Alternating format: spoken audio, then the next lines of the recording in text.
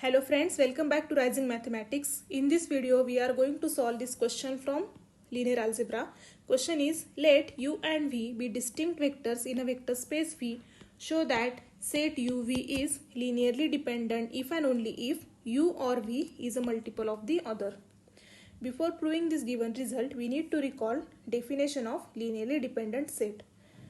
So, a subset S of a vector space V is called linearly dependent if there exist finite number of distinct vectors, say v1, v2 up to so on vn in set S, and scalars a1, a2 up to so on an in field F, not all of them 0, such that the linear combination of a1 v1 plus a2 v2 plus and so on plus an vn is equal to 0 vector.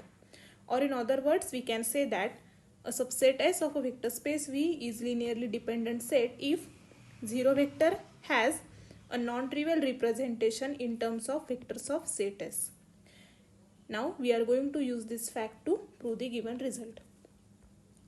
We will start our proof. We have V is a vector space and U and V are distinct vectors in V. Now in the direct part, we will assume that set S containing vectors u and v is linearly dependent. So from the definition of linearly dependent set, there will exist scalars say a1 and a2 in field F, not both of them 0, such that this linear combination a1u plus a2v equals to 0 vector. Now without loss of generality, we are going to assume that scalar a1 is non-zero. So this can be written as a1u equals to minus a2v. Now as a1 is non-zero and a1 is element of field F, so a1 inverse will exist in field F. So this can be written as vector u equals to minus a1 inverse a2v. So here vector u can be expressed as a multiple of vector v like this, and therefore vector u is multiple of vector v, and this proves the direct part. Now in the converse part, we are going to assume that vector u is multiple of vector v.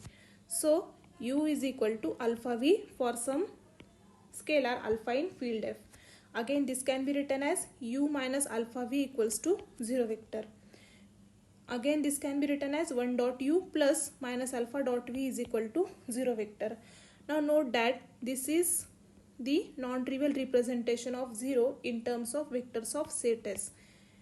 It is non-trivial representation because this is non-zero scalar, and therefore we have the set S containing vectors u and v is linearly dependent as 0 vector has a non-trivial representation in terms of vectors of set S, and this proves the given result.